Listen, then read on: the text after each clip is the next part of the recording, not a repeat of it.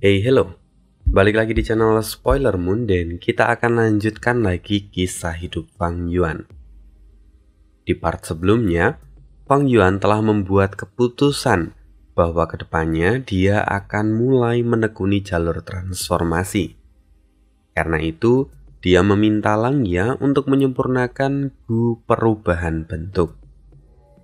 Langya menerima permintaan ini.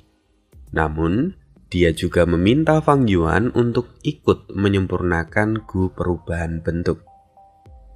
Karena sekarang gu keberuntungan kotoran anjing sudah menjadi milik Fang Yuan. Jadi Langya membutuhkan Fang Yuan untuk ikut andil dalam penyempurnaan ini. Karena dengan gu keberuntungan kotoran anjing, peluang keberhasilan dari penyempurnaan gu perubahan bentuk pun akan meningkat. Fang Yuan menerima permintaan ini, dan sejak saat itu dia mulai berlatih di bawah bimbingan Langya. Kemudian, di saat yang sama, Ying Wuxie juga masih sibuk mengumpulkan bahan untuk melakukan persiapan guna menyempurnakan gu perjalanan abadi. Lalu, apakah semuanya akan berjalan mulus? Mari kita cari tahu bersama kisah hidup Fang Yuan di part 217. Saat ini, Ying Wuxie tidak bisa menganggur sedikit pun. Terlebih ada banyak hal yang harus ia persiapkan untuk melengkapi material yang dibutuhkan dalam penyempurnaan gu perjalanan abadi. Namun, sayang yang saat ini menjadi beban pikiran dari Ying Wuxie tidak hanya masalah material saja, namun juga masalah penyempurnaan itu sendiri. Ying Wuxie tidak bisa mengandalkan siapapun sekarang. Dia harus melakukan penyempurnaan ini dengan tangannya sendiri. Karena Yu Muchun telah mati mengorbankan dirinya sebelum pertarungan di Gunung Yitian. Ya, padahal Yu Muchun adalah ahli terbaik dalam hal penyempurnaan di Sekte Bayangan. Jadi kehilangan Yu Muchun tentu cukup berdampak bagi Ying Wuxie saat ini, karena dia harus mandiri dalam menyempurnakan gu. Karena itu, ada banyak hal yang perlu Ying Wuxie pertimbangkan. Walaupun sebenarnya saat ini dia telah mendapatkan semua ingatan dari Yang Mulia Iblis Jiwa Spektral. Namun meski Ying Wuxie memiliki ingatan tentang penyempurnaan yang pernah dilakukan oleh Yang Mulia Iblis Jiwa Spektral, tetap saja dia masih kurang dengan praktik langsung.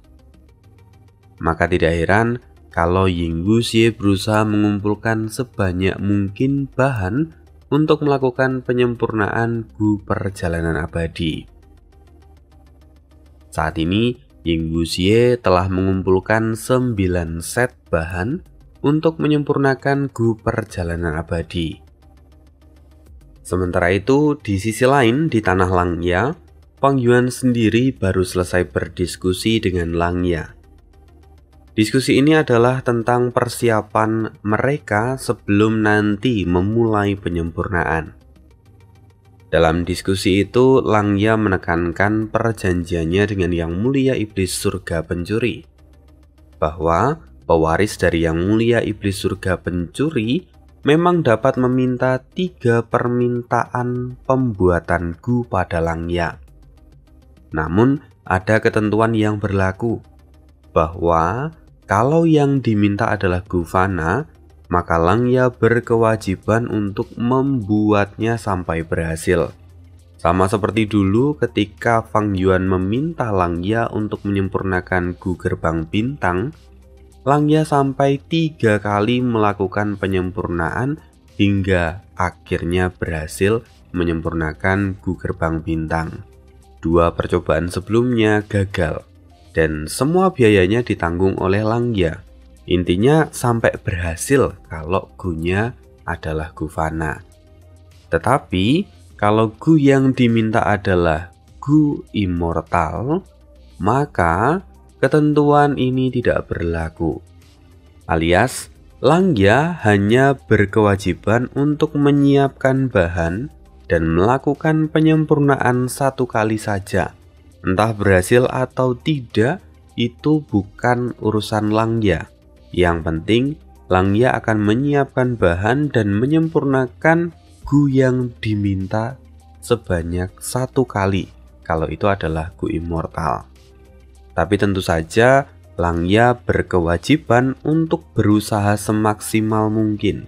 Dia tidak boleh melakukan kecurangan apapun. Dan janji ini dipegang oleh roh tanah Langya. Nah, karena sekarang permintaan Fang Yuan adalah gu immortal, maka Langya hanya menyediakan satu set bahan penyempurnaan. Tapi kan ada kemungkinan untuk gagal dalam penyempurnaan itu. Nah, dari diskusi mereka, karena Fang Yuan sekarang sudah menjadi tetua eksternal dan Fang Yuan juga akan ikut ambil bagian di dalam penyempurnaan ini, maka mereka membuat perjanjian tambahan yang baru.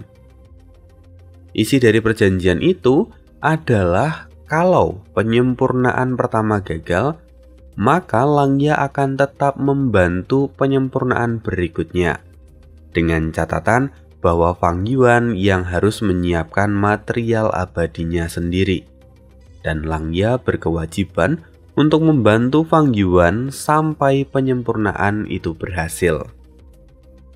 Nah, dari perjanjian ini sebenarnya sudah mulai terlihat bahwa Langya sudah menjadi jauh lebih fleksibel dan murah hati pada Fang Yuan. Karena kalau ini terjadi di masa lalu, jelas Langya tidak akan mau menerima kompromi apapun. Nah, di saat yang sama, semua ini juga bisa terjadi karena kemampuan negosiasi Fang Yuan.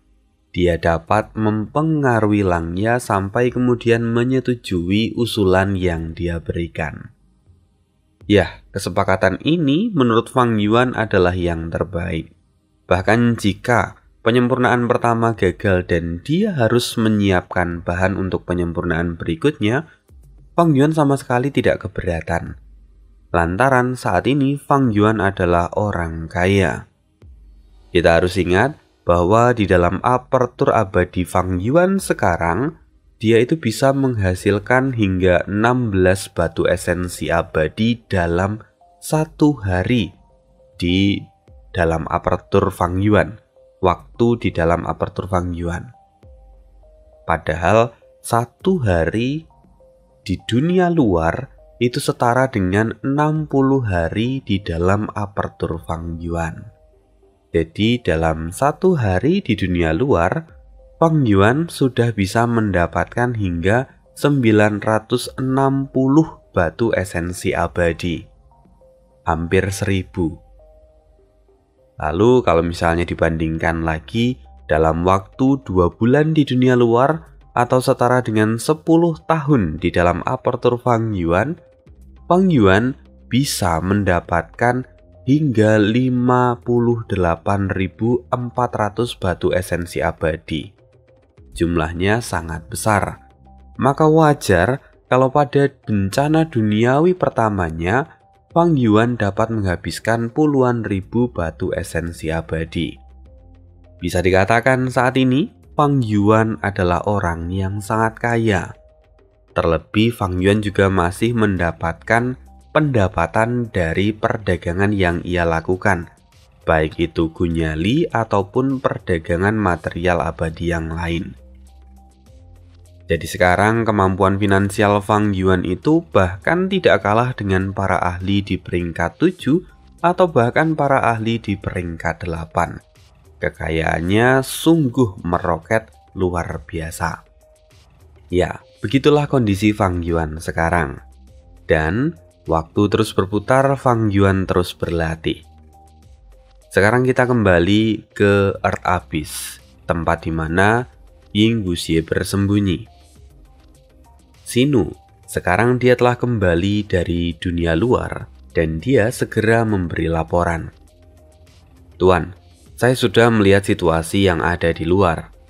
Karena ada keributan yang besar, Sekte Jiwa Kuno telah mengirimkan 3 orang Gu Immortal untuk pergi menyelidiki apa yang sebenarnya sedang terjadi.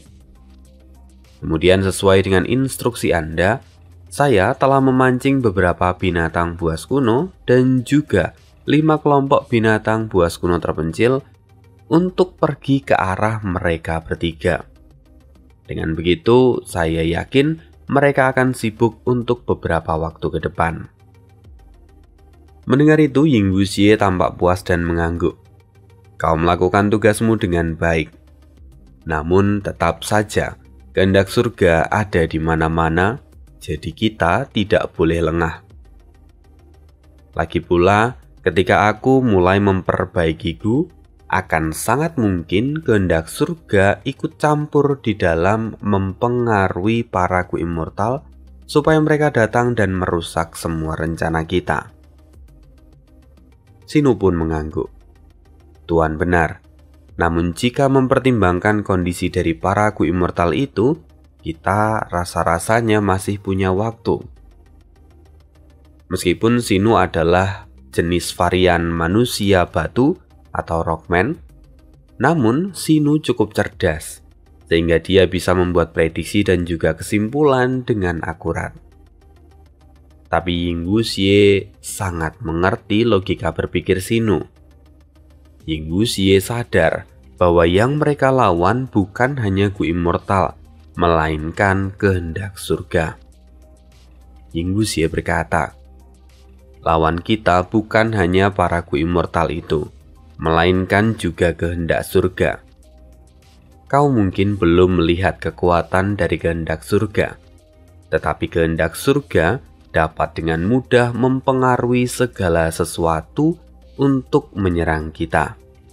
Bahkan mungkin bukan ketiga Gu Immortal itu yang digunakan oleh kehendak surga, melainkan bisa jadi para binatang buas yang kau pancing yang digunakan oleh kehendak surga.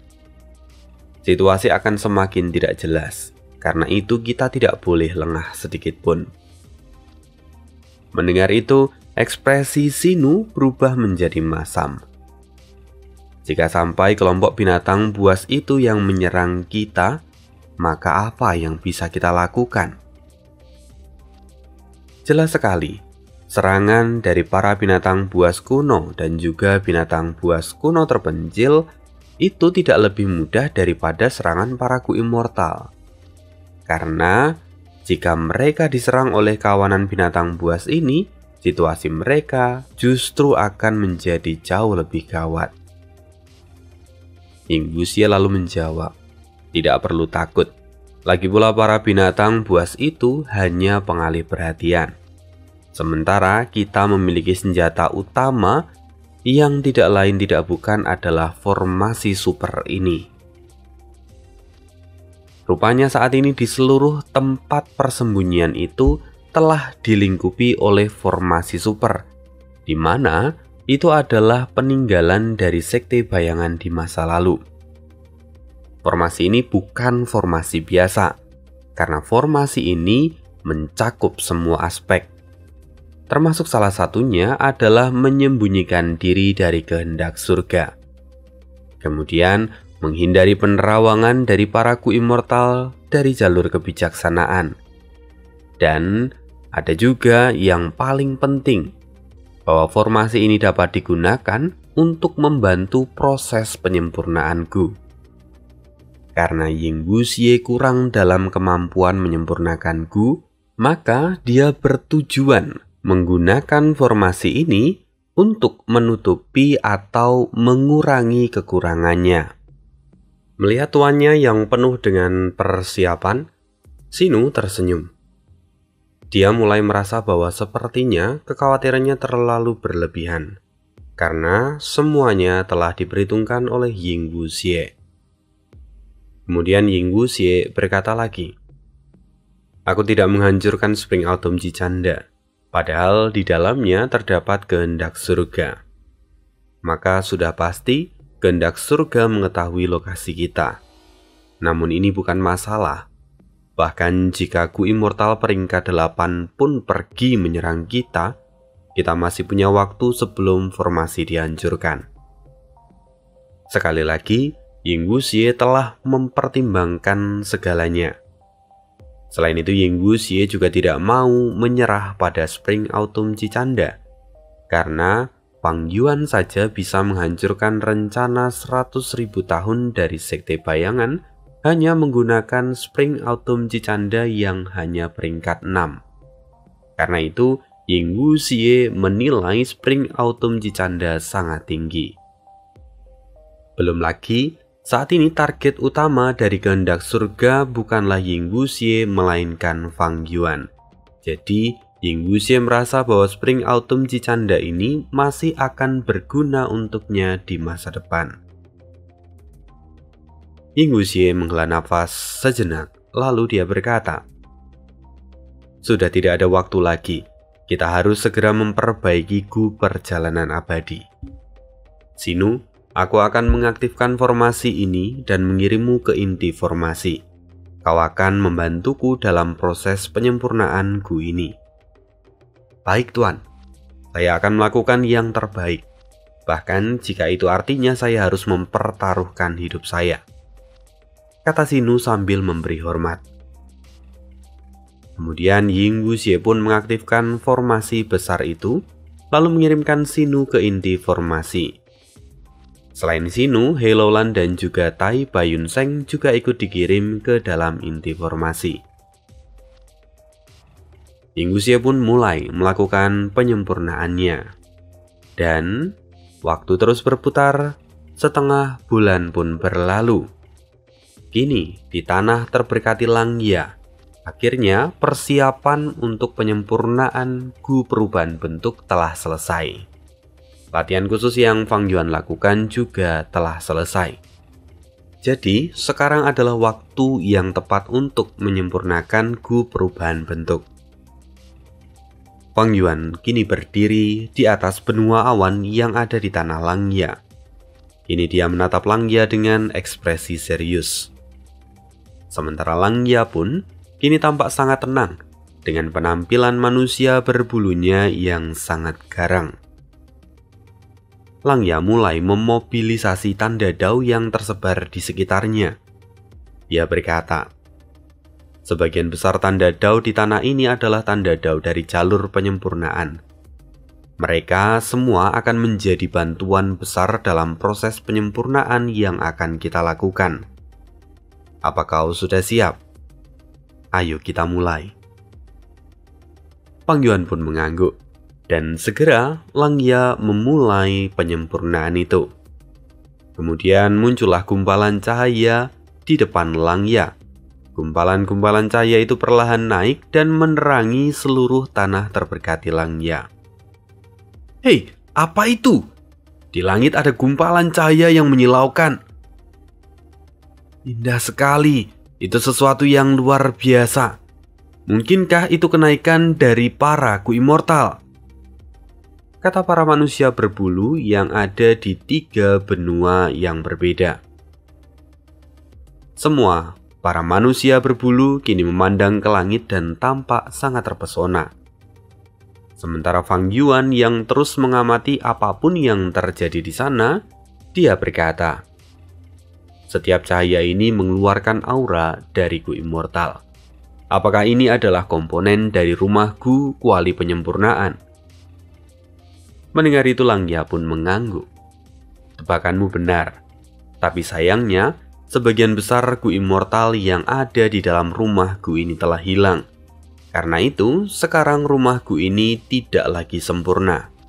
Aku telah melakukan banyak pengaturan agar kita tetap dapat menggunakannya agar bisa meningkatkan peluang penyempurnaan yang akan kita lakukan. Sekarang perhatikan, aku akan memulainya." Segera setelah Langya mengatakan itu, tanda Dao di sekitar Langya pun mulai bersinar dan memancarkan cahaya pelangi. Lalu Gu yang tak terhitung jumlahnya mulai berterbangan dan disempurnakan oleh Langya. Kecepatan penyempurnaan ini sungguh luar biasa, bahkan Fang Yuan hampir tidak bisa melihat pergerakan dari Langya. Dan setelah beberapa waktu, Langya pun berseru, "Sekarang giliranmu." Dalam sekejap pemandangan di depan Fang Yuan pun berubah. Dia dipindahkan oleh Langya ke pusat rumah Gu menggantikan dia. Untuk alasan inilah Fang Yuan ditempa selama hampir 1 bulan terakhir oleh Langya. Sekarang Fang Yuan mulai melambaikan tangannya. Dia mengeluarkan material abadi dan dia mulai memproses semua material itu walaupun dengan kecepatan yang tentunya lebih rendah daripada Langya. Tapi saat ini, Langya yang melihat pekerjaan Fang Yuan, dia merasa senang. Pekerjaan Fang Yuan rapi dan teliti. Semuanya dikerjakan dengan baik, sesuai dengan ekspektasi dari Langya. Hal ini dapat terjadi ya karena memang Fang Yuan memiliki dasar yang kuat dalam bidang penyempurnaan. Karena itu tidak heran kalau Fang Yuan bisa menampilkan kemampuan yang begitu menakjubkan, bahkan sampai dipuji oleh Langya. Langya bergumam, anak ini memang layak menjadi individu yang terlahir kembali. Dengan pengalamannya di kehidupan sebelumnya, dia sungguh berhasil mendapatkan pencapaian dari jalur penyempurnaan hingga tingkat Grandmaster. Wajar jika dia bisa melakukan semua ini. Namun meski begitu, titik ini memang masih mudah, karena bagian tersulitnya baru akan muncul di langkah terakhir. Aku pun tidak bisa bersantai saat ini, kata Langya. Kini mereka berdua terus memurnikan bahan untuk Gu perubahan bentuk. 3 hari 3 malam, mereka bekerja tanpa istirahat. Sampai akhirnya, kerja keras mereka pun terbayarkan.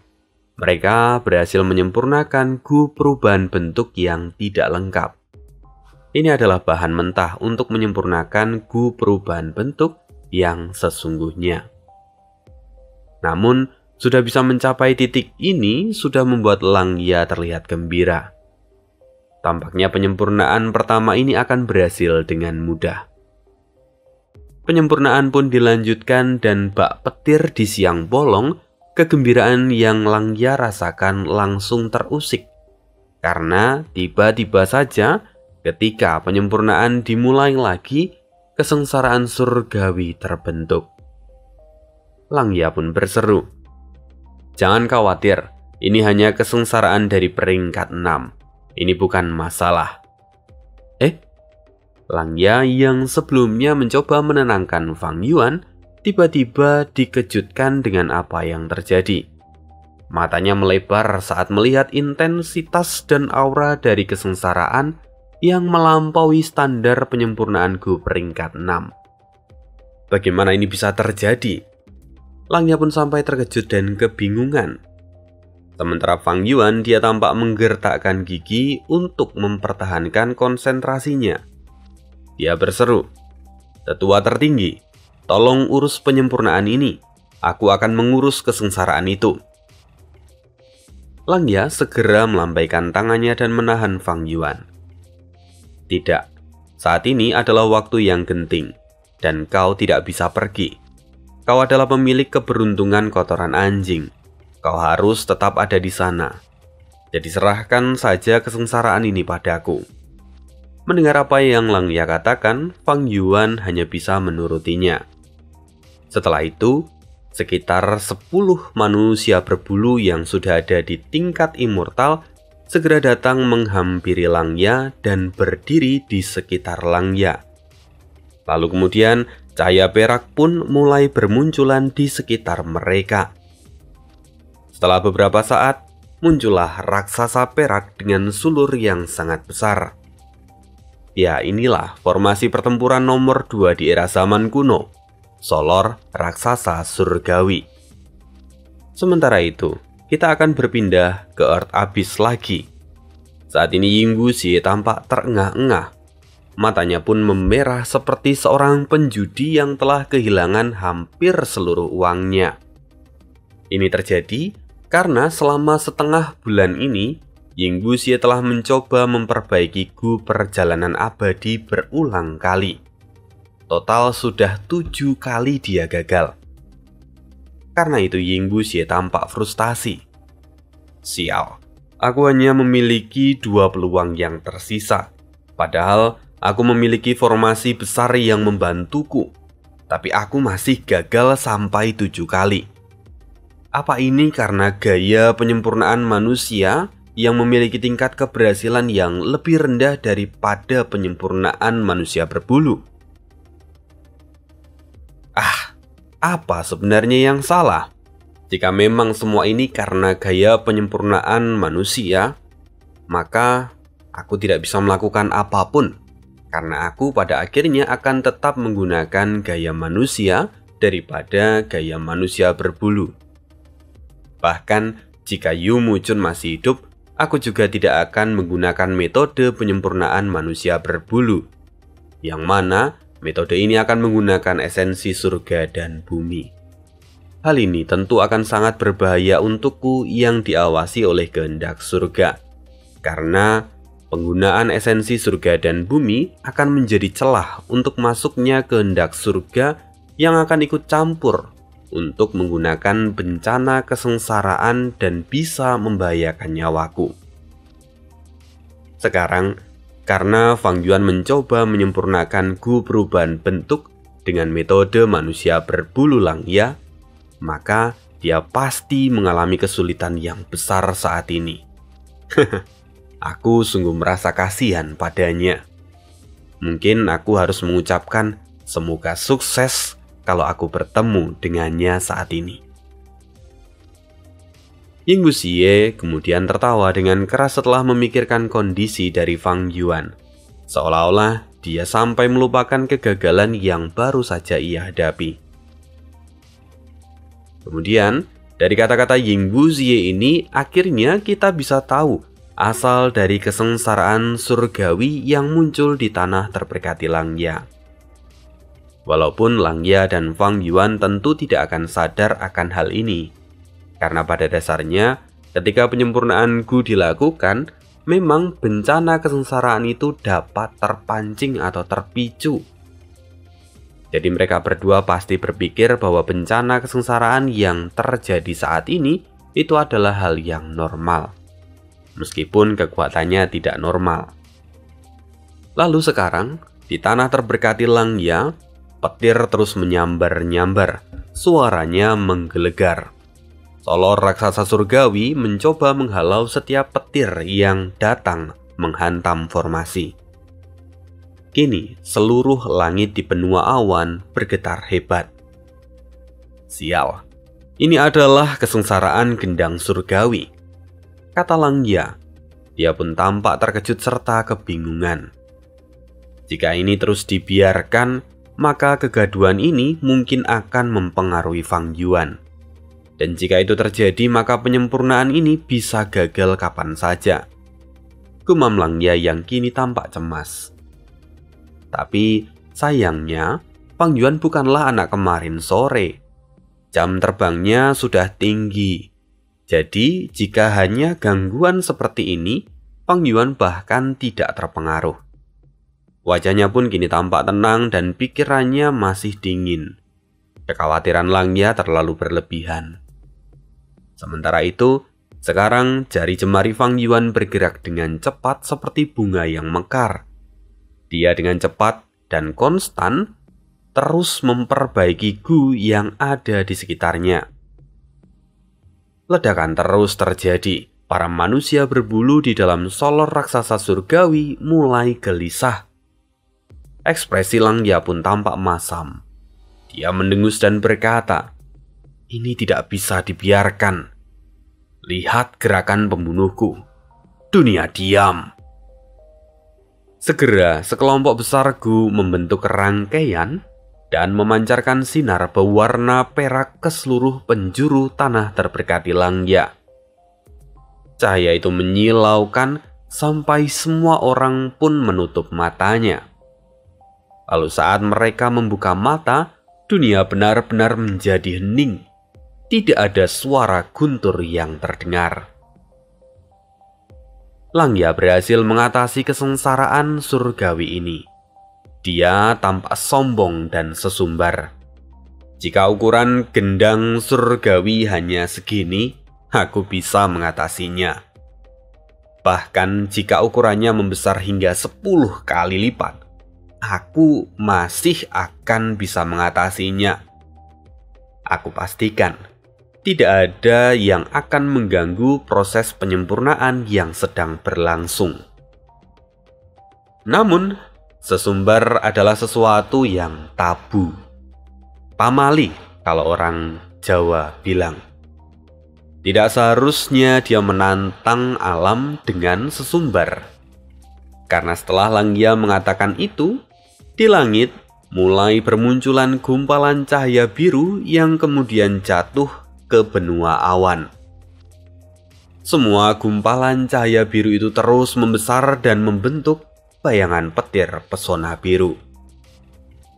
Bayangan petir pesona biru adalah salah satu kesengsaraan surgawi yang memiliki kekuatan tempur luar biasa meskipun berada di peringkat 6. Selain itu, bayangan petir pesona biru juga pernah muncul saat Fang Yuan menjadi pemilik Gunung Danghun saat pertama kali dia menghadapi bencana kesengsaraan. Ketika itu, Fang Yuan langsung menghadapi bencana duniawi kepiting lumpur dan kesengsaraan surgawi bayangan petir pesona biru. Namun, bedanya saat ini, jumlah bayangan petir pesona biru yang datang itu sangat banyak. Melihat ini mata Langya pun menyusut, dia berseru, "Apa yang terjadi?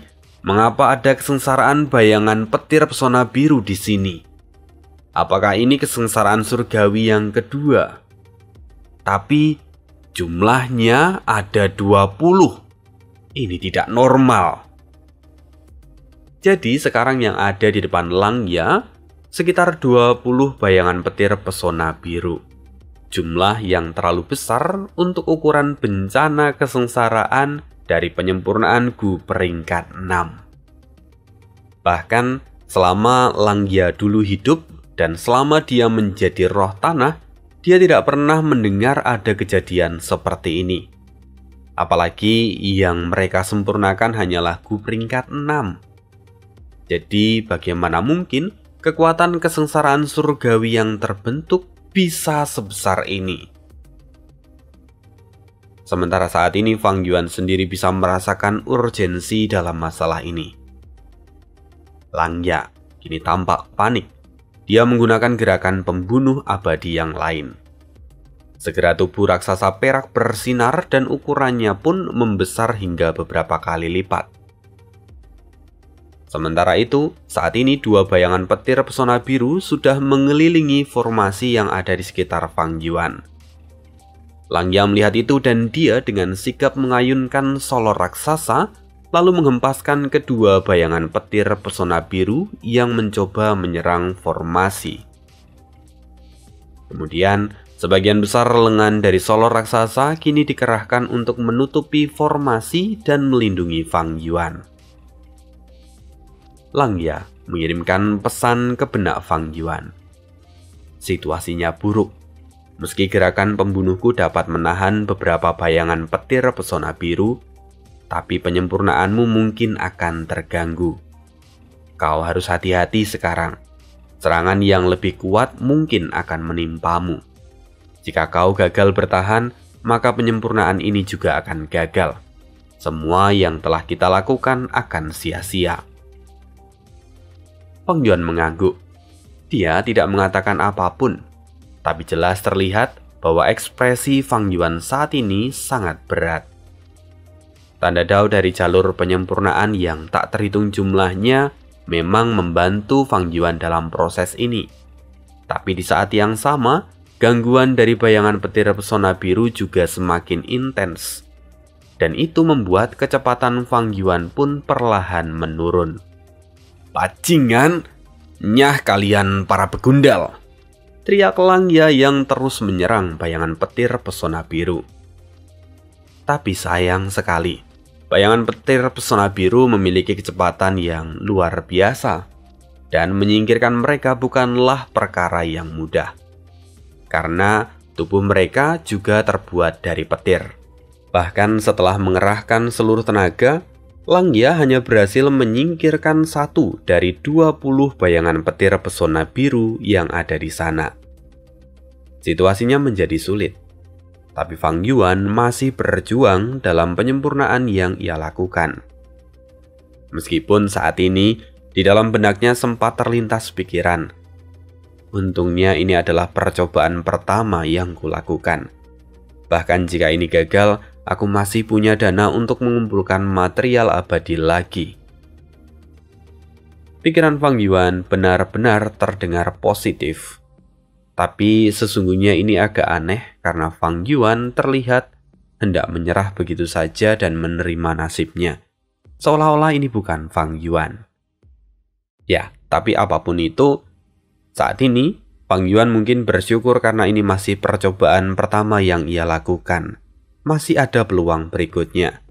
Tapi nasib Yingbu Xie rupanya berbanding terbalik dengan Fang Yuan. Saat ini Yingbu Xie terlihat muntah darah. Dia kembali gagal dalam percobaan yang ke-8. Sialan, aku hanya memiliki 1 kesempatan lagi. Aku tidak boleh gagal, kata Yingbu Xie sambil menggertakkan giginya. Dia tampak frustasi.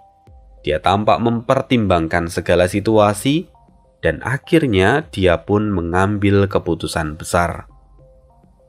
Ini adalah kesempatan terakhirku. Karena itu aku perlu menggunakan kartu trufku. Aku harus berhasil kali ini.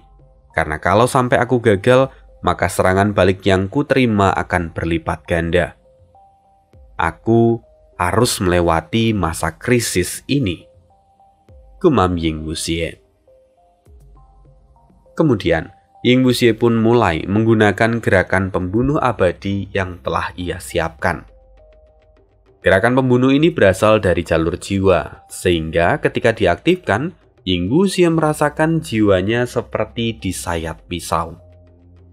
Namun meski sakit, Yingbu Xie mulai melakukan penyempurnaan ke-9 dan yang terakhir. Sementara itu kita kembali lagi ke sisi Langya.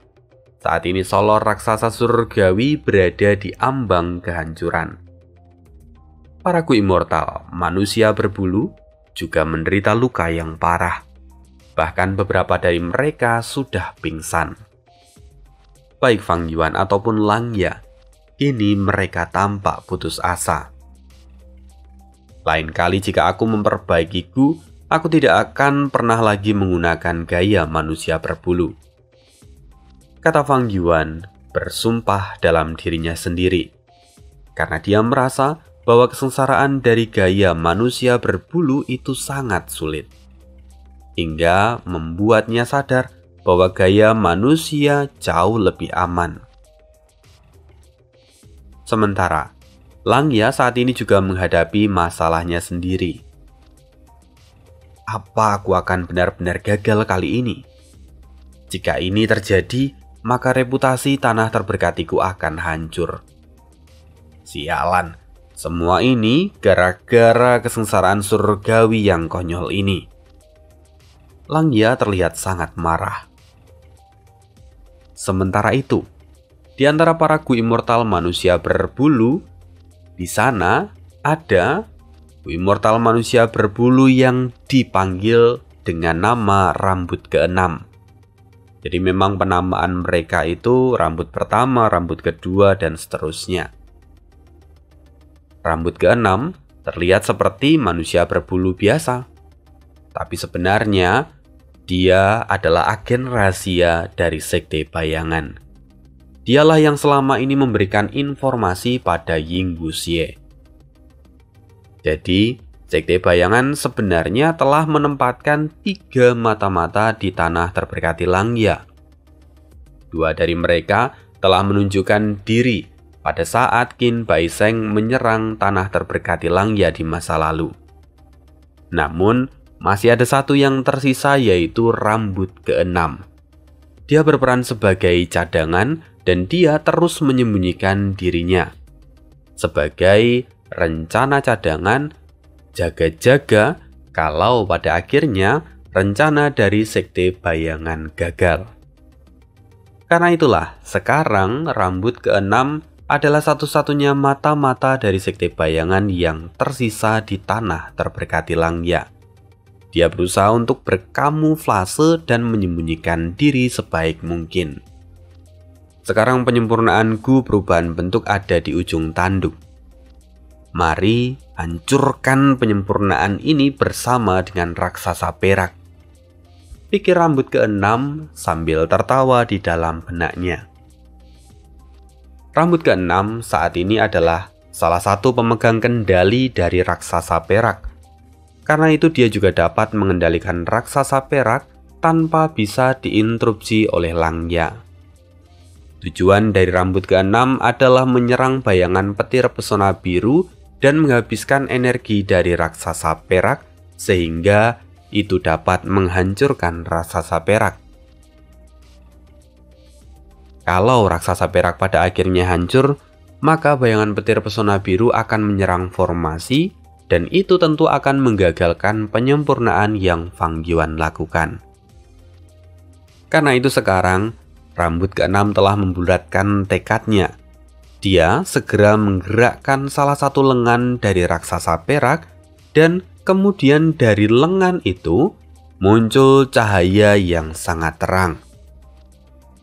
Melihat hal itu Langya seketika naik pitam. Idiot, siapa yang mengaktifkan gerakan pembunuh ini? Langya tahu ini adalah tindakan yang ceroboh dan berbahaya. Karena raksasa perak sudah ada di ambang kehancuran. Kalau mereka mengeluarkan energi sebesar ini, maka yang akan terjadi, raksasa perak akan hancur. Dan seharusnya, para Gu Immortal dari manusia berbulu tidak akan memiliki pemikiran semacam ini. Langya tidak tahu siapa pelakunya. Bahkan kalau Langya adalah pemegang kendali tertinggi dari raksasa perak, namun dia tetap tidak bisa menemukan siapa yang melakukan ini, yaitu adalah salah satu kekurangan dari raksasa perak. Dan karena ini, rambut keenam pun dapat tetap aman. Sekarang, energi terus terpancar keluar. Raksasa perak semakin melemah. Dan yang terjadi berikutnya adalah ledakan hebat akibat solor raksasa itu menabrak kumpulan bayangan petir pesona biru. Semuanya ditabrak dalam satu pukulan, dan raksasa perak kemudian runtuh. Namun, sesuatu yang mengejutkan terjadi. Karena setelah ledakan besar itu, semua bayangan petir pesona biru yang tersisa mati sekaligus karena terkena serangan sebelumnya. Rambut keenam pun terkejut. Dia tidak berniat menghancurkan semua bayangan petir pesona biru. Tapi yang terjadi justru sekarang semua bayangan petir pesona biru itu hancur dan mati. Yang artinya seluruh kesengsaraan surgawi yang ada di sana pun berakhir. Di saat yang sama, Fang Yuan pun bingung. Ini berhasil? Lalu kemudian, perlahan kumpulan material yang telah disempurnakan oleh Fang Yuan kini mulai menyatu. Dan setelah beberapa saat, Fang Yuan benar-benar terkejut. Karena Gu perubahan bentuk saat ini telah muncul di depannya. Dia berhasil menyempurnakan Gu perubahan bentuk. Penyempurnaan ini benar-benar berhasil pada percobaan pertama. Fang Yuan tampak linglung untuk sesaat, lalu segera berubah menjadi kegembiraan. Dia akhirnya berhasil menyempurnakan Gu perubahan bentuk sekali lagi. Dengan adanya Gu ini, maka peluang Fang Yuan dalam mengembangkan jalur transformasi akan sangat luas. Ini adalah kesuksesan yang besar. Sementara itu di saat yang sama di benua tengah, Ying Wuxie tampak terengah-engah. Dia baru saja muntah darah. Ying Wuxie akhirnya tumbang. Dia pingsan dan wajahnya terlihat pucat. Dari apa yang terlihat, rupa-rupanya upaya terakhir penyempurnaan Gu Perjalanan Abadi telah gagal. Seluruh aset dan material abadi milik Ying Wuxie habis. Ini akan menjadi situasi yang sulit untuk Ying Wuxie. Dia tidak punya cukup dana untuk menyempurnakan Gu Perjalanan Abadi. Tapi sayangnya, sesungguhnya Ying Wuxie memang tidak akan pernah bisa menyempurnakan Gu Perjalanan Abadi. Dan ada alasan kenapa Ying Wuxie selalu gagal dalam upayanya menyempurnakan Gu Perjalanan Abadi. Secara umum, kegagalan dalam menyempurnakan Gu itu sangat wajar. Kita sudah sering kali mendengar kata-kata ini. Tapi, kasus dari Ying Wuxie ini agak spesial, karena kegagalannya itu ada alasan. Dan alasan itu adalah bentuk konsekuensi yang tidak akan pernah Ying Wuxie duga sebelumnya. Ying Wuxie gagal karena sebelum Ying Wuxie mulai menyempurnakan Gu Perjalanan Abadi, rupanya sudah ada yang lebih dahulu menyempurnakan Gu Perjalanan Abadi. Siapa dia? Tentu bukan Fang Yuan ataupun Lang Ya. Karena mereka baru saja selesai menyempurnakan Gu perubahan bentuk. Lantas siapa? Kita akan jawab. Jadi sebenarnya yang berhasil menyempurnakan Gu Perjalanan Abadi adalah pengadilan surgawi. Saat ini kita akan lihat di pengadilan surgawi, Peri Ziwei yang sudah diangkat menjadi pemimpin dari pengadilan surgawi kini bertemu dengan seorang wanita tua yang adalah anggota dari pengadilan surgawi. Peri Ziwei tersenyum.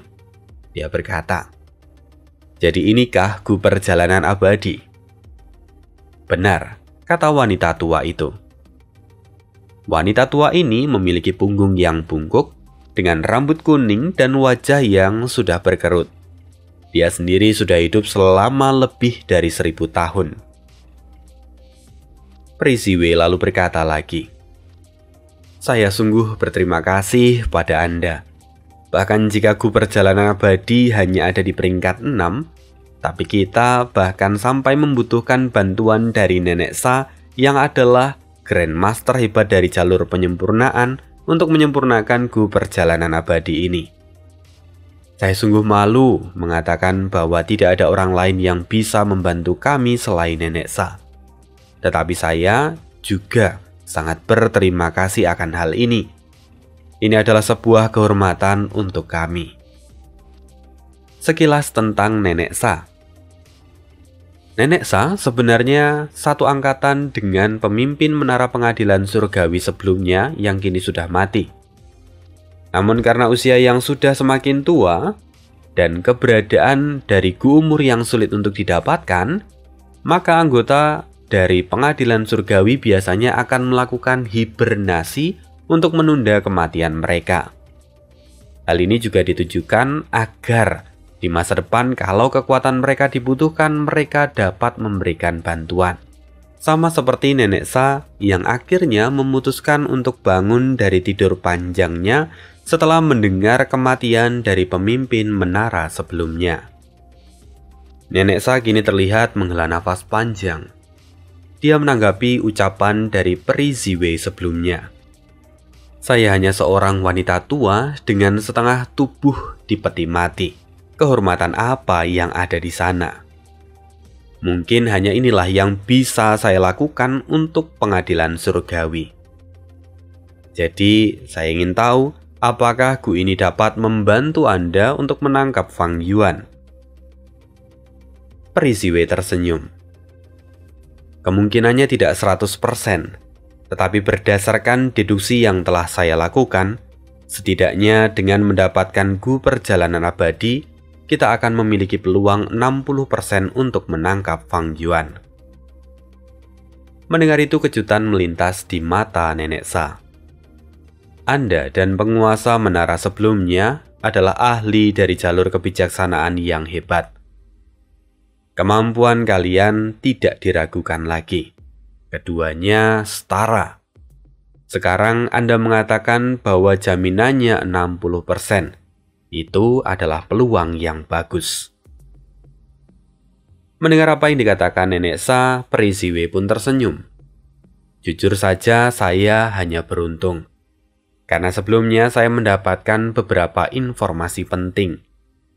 Karena itu, saya bisa melakukan beberapa pencegahan dan juga penyelidikan terhadap Fang Yuan.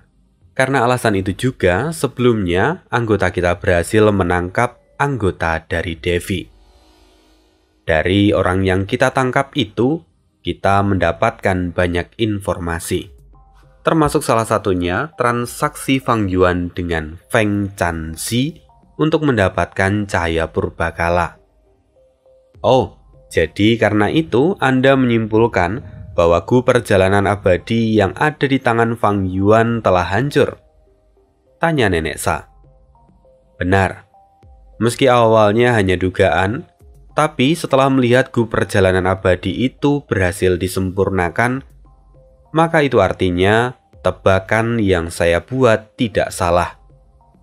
Sekarang kita berhasil melucuti senjata Fang Yuan.